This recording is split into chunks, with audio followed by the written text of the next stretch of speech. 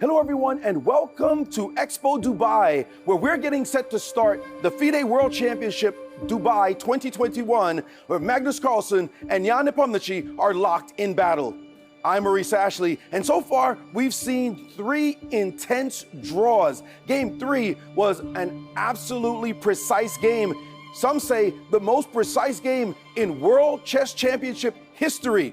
The players are finding it extremely difficult to land a punch no matter what their preparations beforehand. It seems as though it's all leading to the same place, a draw. In fact, we have not seen a win in the classical portion of the World Chess Championship in 5 years, since 2016, and this will have to change if either player is going to take a lead.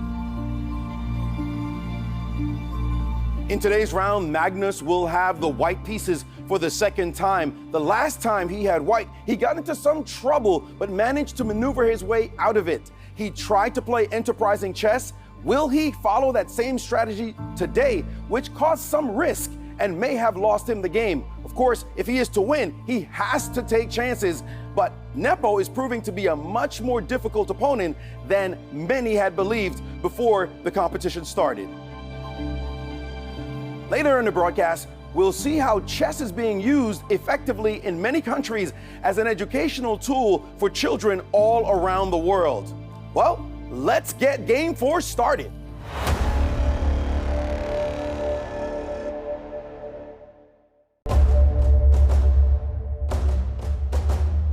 The fight is going on not only on the 64 squares. I've been observing the players before the game, during their first moves. I think they try to demonstrate that they feel comfortable themselves. Look, I was excited after the first 2 games, and especially game 2. Third game, a little bit of drop in energy, but you would expect it with the kind of preparation they have. However, they had a rest day to recover, and this is Magnus with the white pieces. So I'm kind of hopeful that there'll be a big battle again, because Magnus really has to try and press with the white pieces. I think with black, you may hit in the counterattack, but white is when you can even choose the battle. So I'm hopeful that Magnus will make a big push today. Coming into this game, I think that it's going to be quite a fight. You know, Magnus, it's his birthday. I think that he's looking for a big win. He's got the white pieces after a rest day. It's going to be an optimistic fight. I think that he will uncork some preparation, but as we've seen in the past 3 games, Nepo's been extremely well prepared. He's been able to traverse really dangerous positions, and that means that it's going to be really difficult for Magnus to make any new surprises, especially compared to the first 3 games.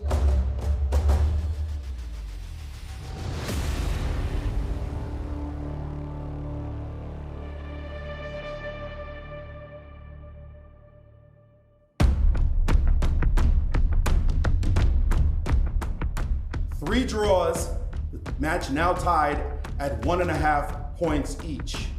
We expect fighting chess today with the white pieces today. First up, from Norway, the world champion, Magnus Carlsen.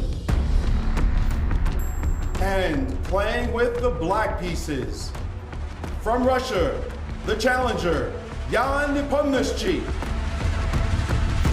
Overseeing the first move of the event, the president of FIDE, Arkady Dvorkovich, and a special guest making the first move, His Excellency, the General Secretary of the Dubai Sports Council, once again, His Excellency Saeed Haref. With that, let the game begin. It's time to begin Game 4 of this heavyweight matchup. Neither side able to land a blow so far, and Magnus must be frustrated that he's not been able to defeat this tough opponent, and they have both started by pushing their e-pawns 2 squares. Very traditional. We've seen this opening before so far. What is Magnus going to do different in order to possibly win this game? He's played his knight to f3, another very standard move. And now Jan is playing knight to f6. This is known as the Russian defense. As we see Magnus adjust the clock there, this opening is known to give Black very solid chances of making a draw. Magnus must not be too thrilled to see this position. No doubt he was prepared for it, as he has taken the pawn on e5 very, very quickly. But Jan extremely well prepared. He will continue this very solid opening to see if he can stop Magnus in his tracks. We see the knight dropping back there, and the classical move is to take the pawn, and Jan just blitzing out the move, showing that he is very well prepared against Magnus.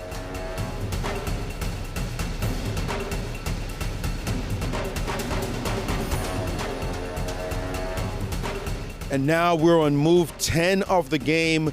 The jackets are off for both players. And Magnus knows that his opponent has played incredibly solidly, and he's played an aggressive move. Queen to b3, attacking the pawn on b7, adding pressure to Black's position. Nepo, no doubt, knows this move and is very well prepared against it. And he has played the move queen to d7, protecting the pawn. But that doesn't faze Magnus as he's brought his knight out onto the c3 square. But that's going to initiate a number of exchanges right now in the game, as we see the knights come off, bishops are coming off the board as well. This position is not to Magnus's liking, having to trade off so many pieces. Is he going to have enough to go for the win?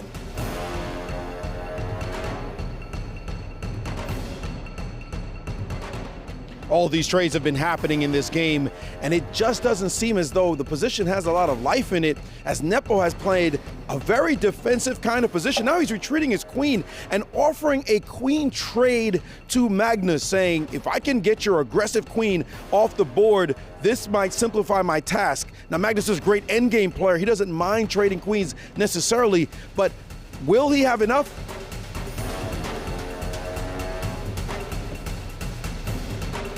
Jan Nepomniachtchi studying the situation, whether or not he should trade queens, and he has done so, showing no fear of the famous endgame prowess of Magnus Carlsen, taking him straight into that endgame. Nepo knowing that he is closer and closer to that precious draw.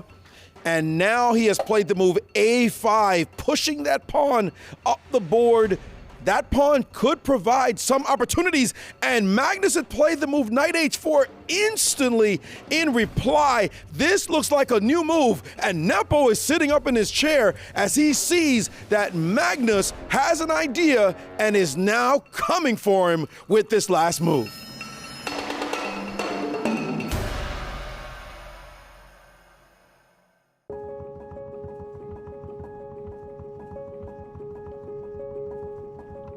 Chess and education, I believe this is very important because you know that there are so many research and predictions that quite a big share of those professions that we do know today will be extinct in a decade or two. And then it's a great challenge for the educational systems to understand what are those professions that we should give to the kids. Yeah, when I grow up, I think I'll just concentrate fully on chess and just continue playing professionally. Me parece que me queda mucho todavía, pero si tuviera que elegir ahora, pues sería o físico o ingeniero, por ejemplo. I'm kind of interested in medicine or something related like that, with that, but I'm not sure yet. Yeah, I would like to play professional chess, yeah. A mí me gustaría dedicarme a cirujano para salvar vidas y porque es un trabajo muy bueno. We truly believe that chess can serve as one of the best tools to improve all kinds of abilities and capabilities of young people, especially at the primary school level, elementary school. It would be a great idea to make chess in schools. Pues con 6 años en primaria una profesora me enseñó a jugar y entonces me apunté a clases. When I was 3, I started play with the pieces and with the board because my sister was a chess player already and she was going to some competition already. And then I started to play my tournaments at the age of 5. Empecé a jugar ajedrez sobre los 5 años con mi padre y mi hermano. I started when I was 7 or 8 years old. My father played chess and he joined me to a chess club and I enjoyed it, so I continued. Creo que empecé con los 6 años porque mi padre me dijo de probar porque él ya jugaba de antes. Every child could play chess because, I mean, even if you're not playing chess professional, it's very good. I mean, like, in general, it's very important, I think, to play chess. So even for students, for adults, this is important to educate them through chess, to educate their critical thinking, their strategic thinking.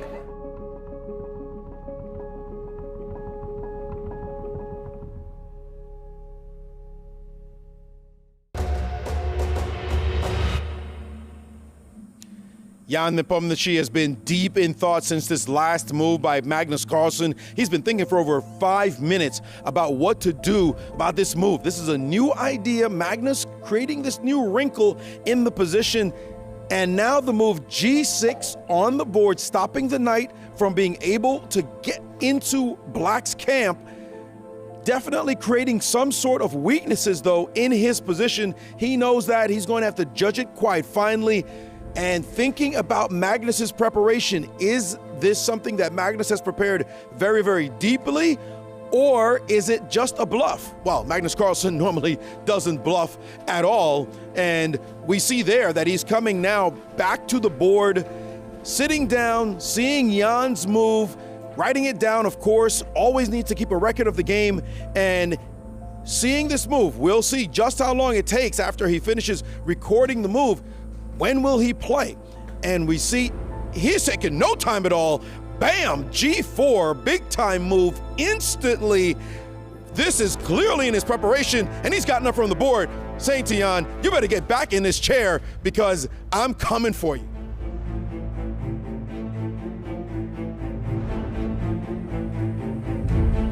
Nepo has been considering this last move by Magnus for about 3 minutes now. He's got to be careful, and he's played the move knight to d7. That one was expected, bringing the knight off of the back row.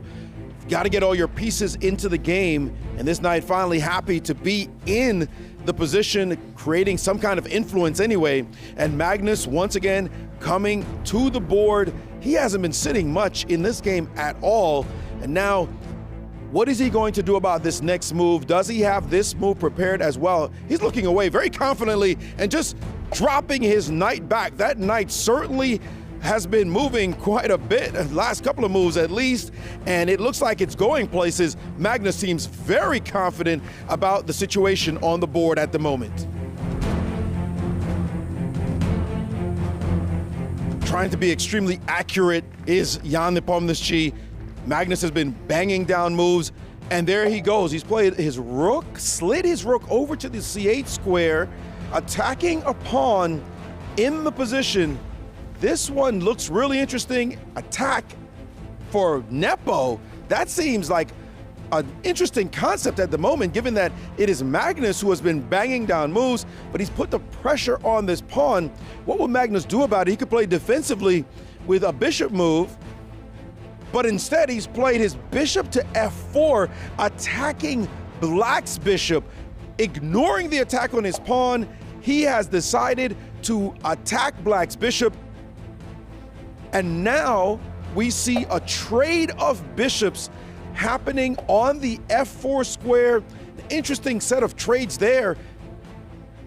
And now we see continued trades, the rook taking the pawn and Magnus taking the pawn on d5, attacking the rook. Lots of trades happening in this position, but it seems like it's still Magnus Carlsen on the attack right now.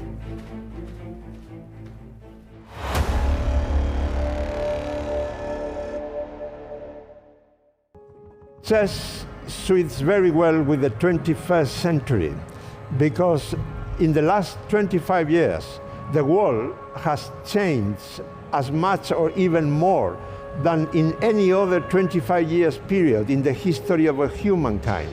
And according to the experts, in the next 25 years, the world is going to change even more. Therefore, the capacity to adapt yourself to a new changing situation is one of the most important strong points for any human being today already.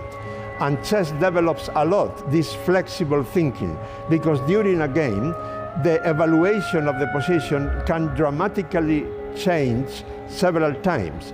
Therefore, if your brain is used to that process because you play chess frequently, then that will be very useful as well in your normal life. So our task now is to share those best practices, to endorse the best programs, to educate teachers, educate new instructors who will then in turn teach kids. I think chess teaches discipline, and I think it's just it also makes you feel concentrated always in other things. I think it really helps in other things as well. Chess helps me a lot in concentration, for example in exams or things like that, and also socializing with people, because you get to know people from all around the world. Pues el ajedrez me ha ayudado mucho así a desarrollar mi cabeza y pues por ejemplo se nota mucho en las matemáticas o a nivel de memoria en el colegio. Pues gracias al ajedrez probablemente he aprendido que todo se puede mejorar y hacer mejor aunque no lo creas. Que te puede servir de gran ayuda para algunas asignaturas como matemáticas.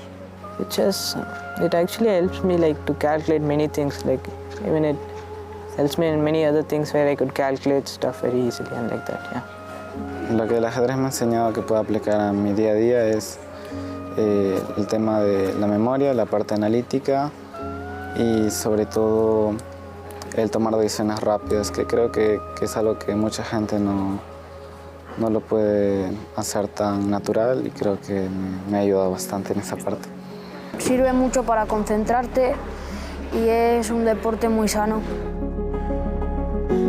And FIDE's role is actually to tell the world what the opportunities are, to convince the politicians that it is worth to find a way how to bring chess to the schools so that we get a better society, so that we give the kids the skills that they would be more competitive with. So many benefits chess gives to the kid. Even though you don't become a world champion, you don't become a grandmaster, that will be useful for you for the rest of your life. It's a simple enough game if you look at the chessboard and the pieces, but within that, anything is possible, anything. I would like that through chess, people become more tolerant with other religions and cultures. Cuando juego al ajedrez, siento que estoy en mi mundo, como que estoy en casa, por así decirlo.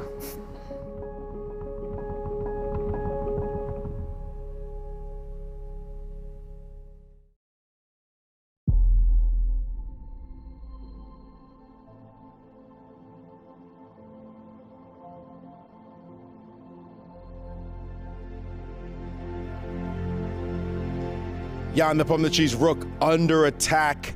He's going to have to move it, but to what square? That's the critical question. And he's played rook to d3, attacking the pawn on d4, getting behind that pawn and attacking it. Magnus certainly doesn't want to give that pawn away, but Magnus there just adjusting the rook before banging down rook to e7, ignoring the attack and going on the attack himself, attacking Black's knight, putting pressure on that knight. That knight will have to move, no question about it, as it is in real danger at the moment. Does Jan have a move against this attack? It seems as though he does have a safe square, and he has played his knight back to f8, putting it next to his king. A defensive move to be sure, but it looks very solid, and Magnus will have to try to figure out how to break down this black defensive setup. Not looking easy, as his own pawn is under siege at the moment.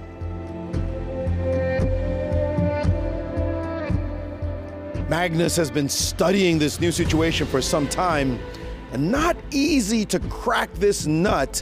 And he has played his knight to f6 with check to the black king. There seems to be a very natural response here, and Nepo has played it king to g7, and Magnus has decided to attack the king yet again. Another check. Are we going to see a repetition as we've seen in the previous games? This is not the way the fans want to see this game go, and I'm sure it's not what Magnus wants to see. They've been playing for some time, and Magnus is simply frustrated. He does not have a solution for his opponent's amazing defense. And now knight to e8 check. This we've seen in an earlier position. Now we see it again. This is not going to change anything. Magnus seems as if he's just simply decided, this is it. What can I do? I've got to give up now because the Russian has played the Russian defense to perfection, has stopped every single try of his. That pass pawn for black all the way down the board, on the side of the board. That's just too much of a threat. And Nepo never sitting at the table. That's just showing so much confidence, maybe arrogance even, telling Magnus Carlsen, I'm not afraid of you. What do you have? Nothing. Nothing for me. What are you going to do about it? And Nepo comes back to the board, writes down the move. I haven't seen a guy look this casual without being at home sleeping. And he's played his king back to g8, just relaxed. And Magnus, with nothing else to try, has played knight back to f6 with check. Nepo stopping the clock, calling the arbiter over, saying he's just repeating moves. This is a draw. I'm claiming the draw. And once again, Magnus is not able to defeat his Russian challenger. We've had 4 draws in 4 games. The score is tied at 2 points apiece.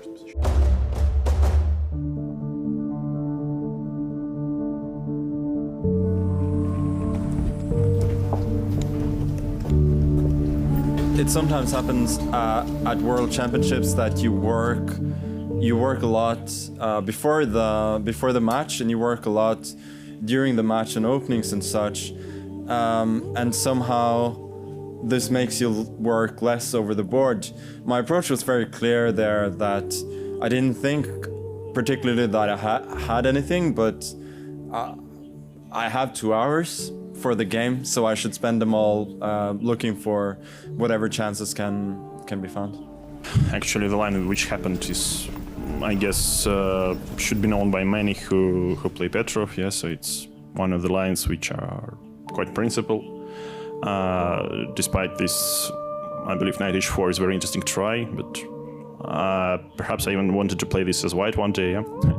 But in general, yeah, the task was more or less about not to mix up things here and not to, I don't know, not to do something stupid, because as far as I know, this line is more or less, to say so, safe for black. So of course I was checking twice everything and also calculating a lot, but in general, yeah, I think this is quite safe. I've started with a lot more draws than this earlier, and when you play a forest line as today, you don't expect to hit very often, but the idea is to hit once in a while, take your opponent by surprise, and the other times you're usually going to be very safe. Yeah, I obviously I would have loved to win. Would have loved to find more chances than I did, but I think overall, yeah, it's a normal result against a well-prepared opponent. Thank you, ladies and gentlemen. Tomorrow's game will be at 16:30. It will be Game 5. Thank you and have a good night.